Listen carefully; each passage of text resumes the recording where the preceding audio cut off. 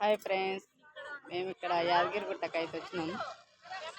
ఇంట్లోకి వెళ్ళి అయితే 10 గంటలకు అయితే బయలుదేరినాము. కరెక్ట్గా ఇక్కడికి వచ్చే వరకు 12 అయింది.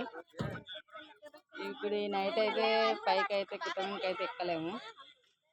అయ్యో, ఇక్కడ ఏదో ఖాళీగా స్థలం అవుతుంది, అందరు ఇక్కడనే ఉన్నారు. ఇక మేము కూడా వెహికల్ ఇక్కడ పెట్టినాం. ఇక్కడైతే చేపలు వేసుకొని మా వాళ్ళు అయితే వండుతున్నారు. ఇక్కడైతే బాగుంది, వెళ్తుంది లైట్ కూడా బాగున్నాయి. మేము రాక చాలా రోజులు అవుతుంది. ఇక్కడ